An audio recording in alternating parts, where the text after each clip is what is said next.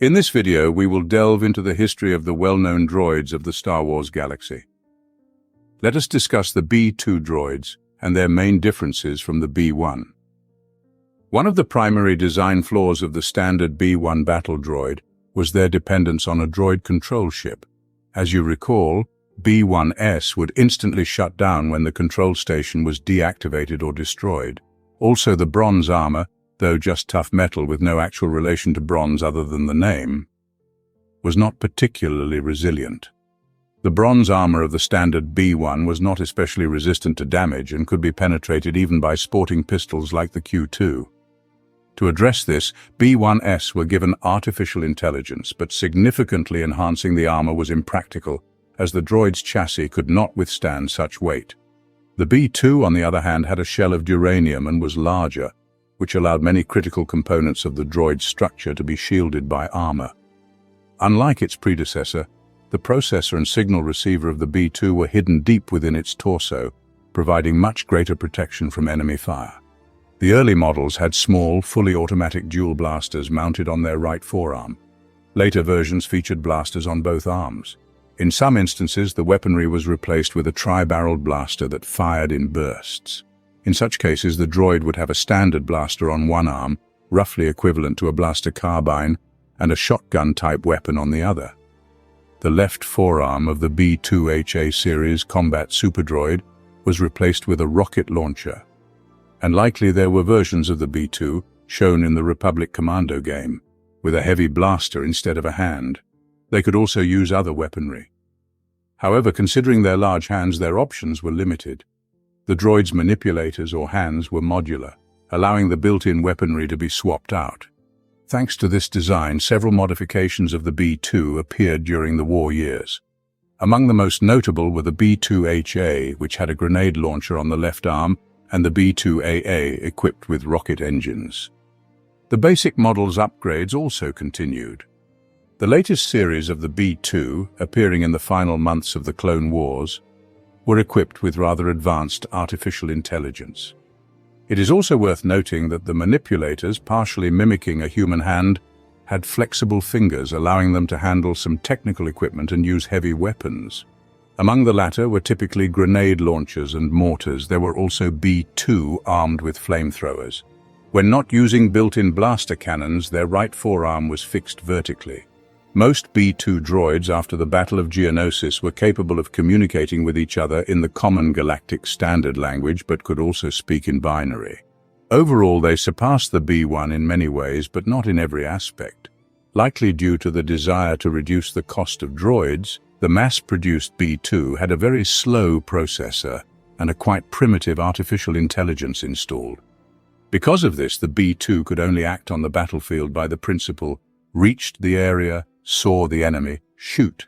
If the target was out of sight, for example, behind cover or in a forest thicket, the B2 could instantly lose all interest in it.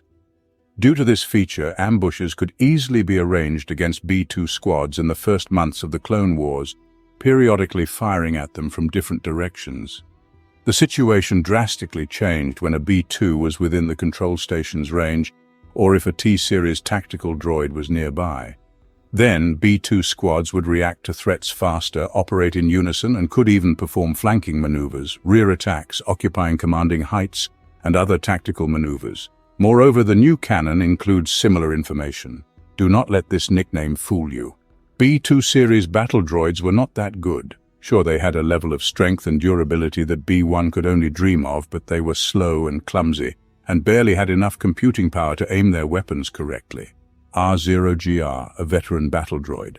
Now we move on to what is most important to the Neimoidian's price, and I will also talk about the types of B2. The standard B2 cost 3,300 credits in the basic version and 6,000 in the officer variant. The price likely varied depending on the type of weaponry. B2HA, the B2 variant with a rocket launcher.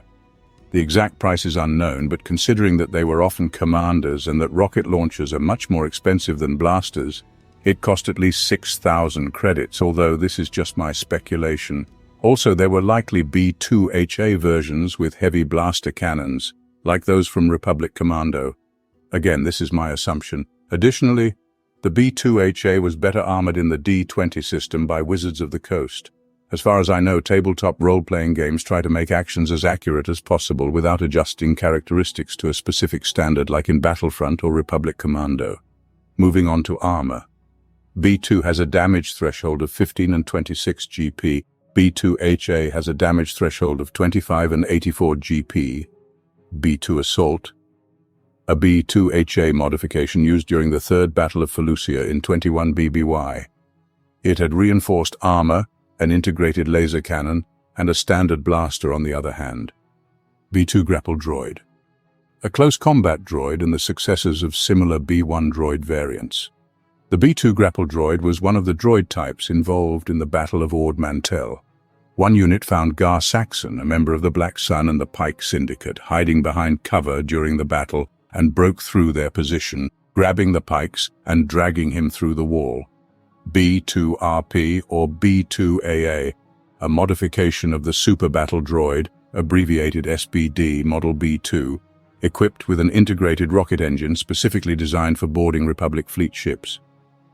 B2AA was designed to bolster another flying droid, the B1A, which was a sort of hybrid between the B1 and B2. Honestly, I personally cannot categorize it into either series. Unlike the latter, the B2AA featured an advanced engine, better armor, and more sophisticated programming. This programming included a ship piloting program, as there has to be something to do with a ship. The droid's artificial intelligence allowed the B2AA to operate with some degree of autonomy, although these machines were clearly not intellectuals. For communication with living beings, the B2AA was equipped with a vocabulary and an integrated comlink. This droid also had its drawbacks. The main one was the high cost, as much as 16,225 credits, almost as much as the BX series Commando droid, which did not allow them to be produced in such large quantities as the terrestrial version of the SBD.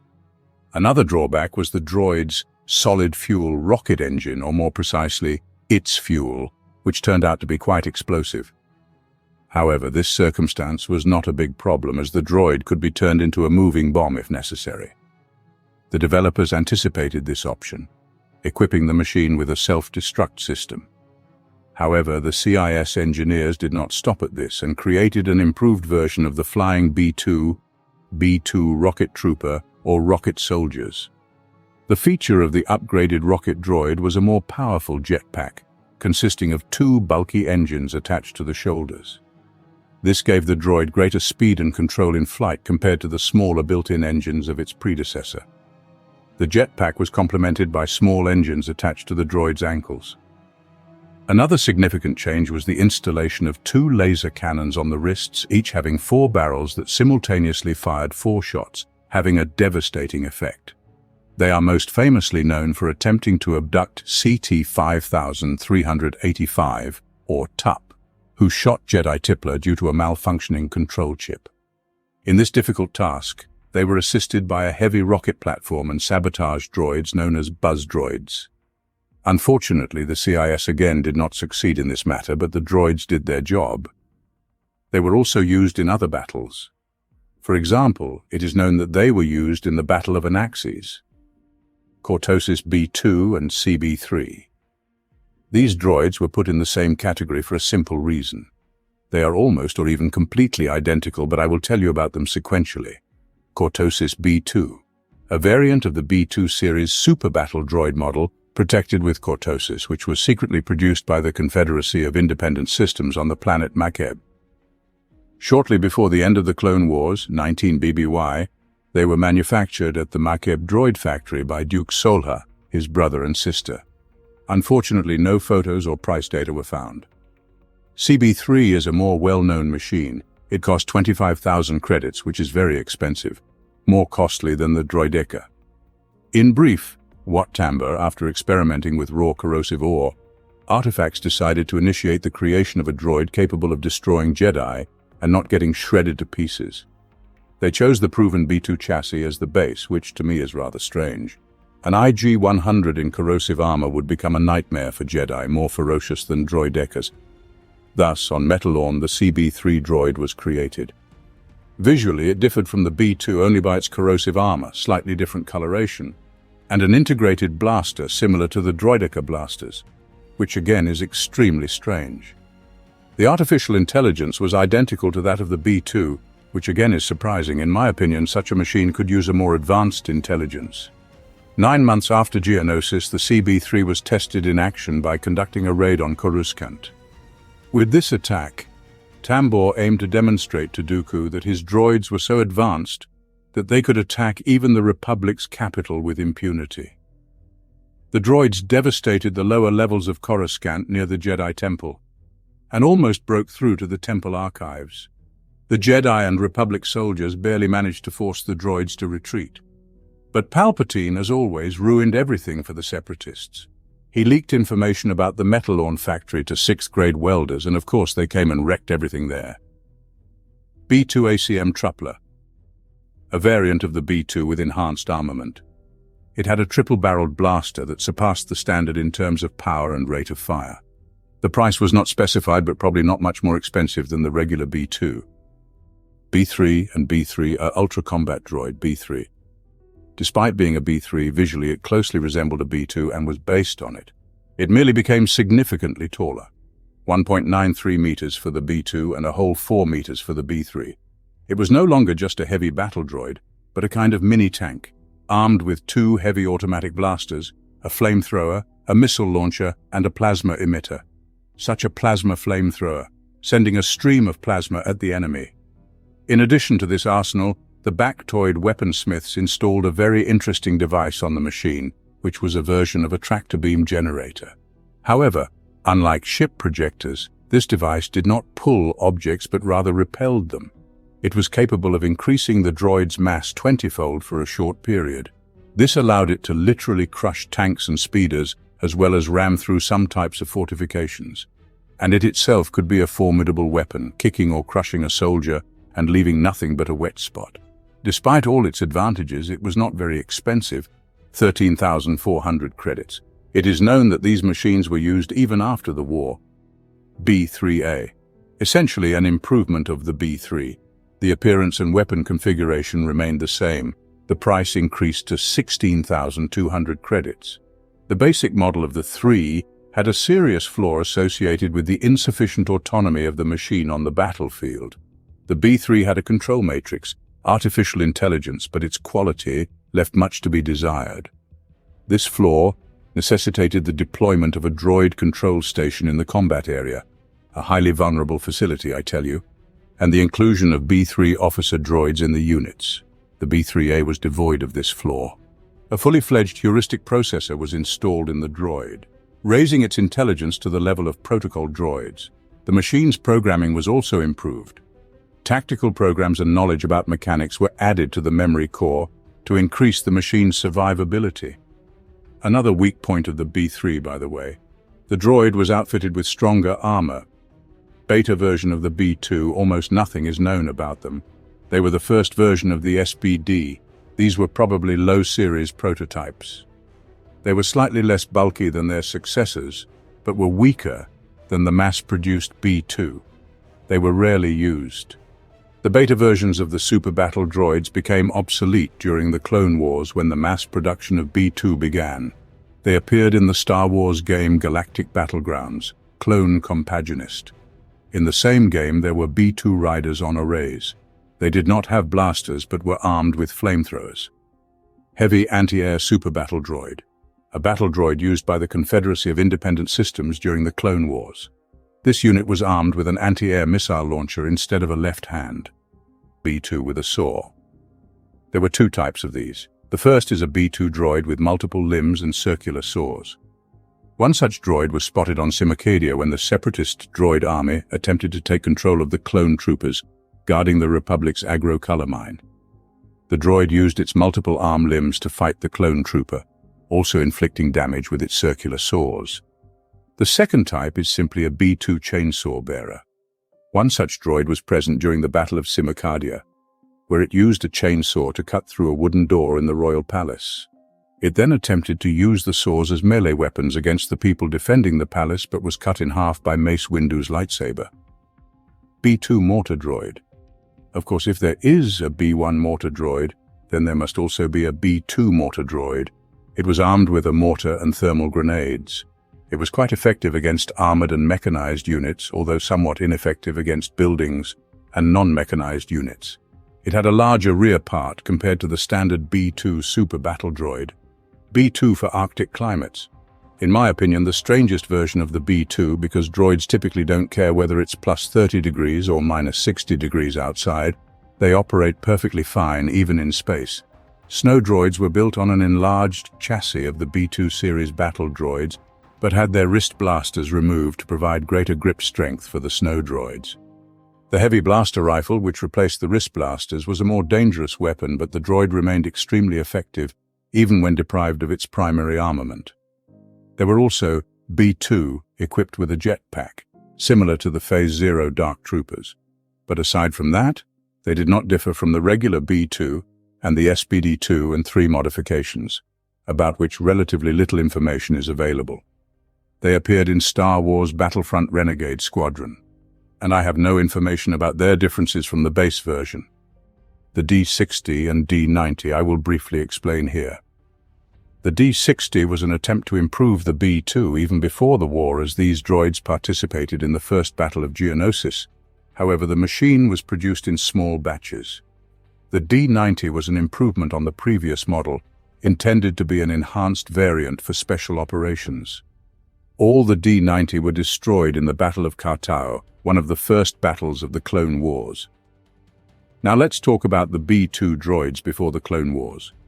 The first experimental versions of the B2, also known as Super Battle Droids or SBDs for short, appeared shortly after the Naboo conflict. But rapidly initiating the production of new machines did not succeed. The first problem was the Naboo, who hated the Trade Federation so much they could hardly eat. And after the defeat of the Trade Federation, they didn't stop there, soon dealing the megacorporation several significant blows. One such blow was the attack on the research and production center of the Bactoid Company, which essentially belonged to the Trade Federation, as did the corporation itself, which was split between the Trade Federation and the Techno Union. During this raid, a squad of Naboo guards, supported from the air by an N-1 starfighter squadron led by Gavin Sykes, infiltrated the complex territory, caused havoc there, disabled some of the equipment, destroyed several experimental samples, and stole plans for the new droid.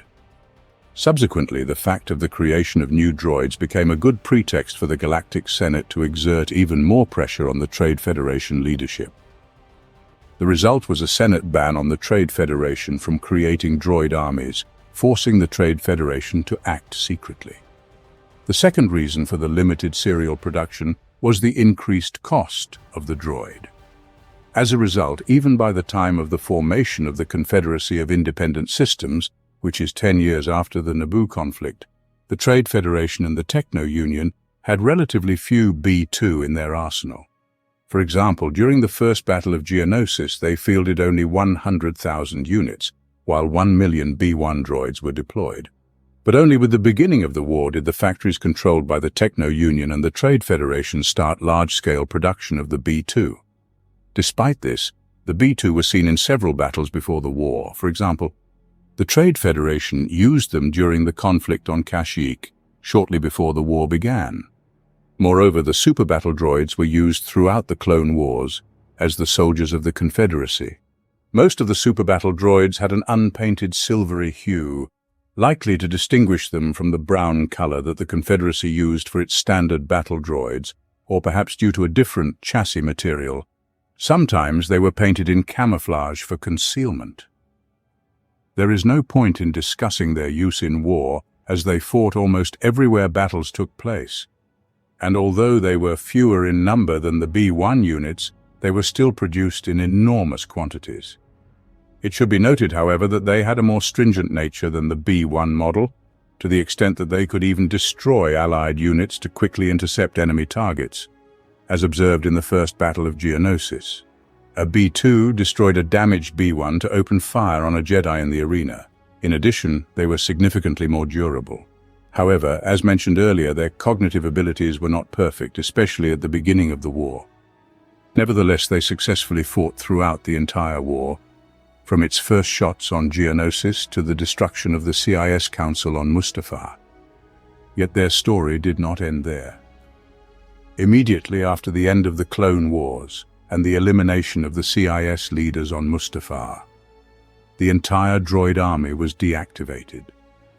Tens of millions of B2 units, suddenly stopping all over the galaxy, became a fabulous gift for all enterprising individuals and non-humans, mainly pirates and criminal organizations like the Black Sun. As a result, the B2 partially repeated the fate of Droidecus and B1 droids, periodically appearing in the armaments of various military and paramilitary organizations, both legal and illegal. Among the latter were the remnants of the CIS, some factions that survived the deaths of their separatist leaders and continued to wage war against the Galactic Empire, the successor to the Old Republic. The largest amount of B2 units was owned by Delsa. This Geonosian commanded the largest and most militant shard of the CIS. Immediately after the war, he managed to gather significant ground forces and hundreds of ships under his command. Delsa battled the Galactic Empire in the Outer Rim for several years until he was finally crushed and eliminated by the 501st Legion on Mustafar. In the era of the Galactic Civil War, a considerable number of B2 units still remained in private possessions. Even at the beginning of the Yuuzhan Vong invasion, B2 droids were still in use. Some of them were even deployed in battles against the invaders. For instance, a detachment formed from B2 units nicknamed the Orange Panthax fought against the Vong occupation forces on the planet Mantessa. The Battle of Mantessa was a prolonged multi-month positional slaughter, interspersed with rapid assaults and counterattacks. After extended battles from 29 ABY, the ancient droids expelled the Vongs from the planet. In gratitude for this, Cal Omas, the head of the Galactic Alliance, awarded the droids a collective combat award. It is noteworthy that battle droids were recognized with awards only for exceptional merits throughout history. Indeed, and not often at that. However, droids with only the rudiments of artificial intelligence were uninterested in rewards. After the Clone Wars, several entrepreneurs discovered warehouses filled with droids. Many of them were sold to gangs or major crime lords for forced enforcement, while others would be used by various separatists. Like some B1 battle droids, B2 were also used as guards within the Death Watch bunker on Endor. In the new canon, the situation is similar.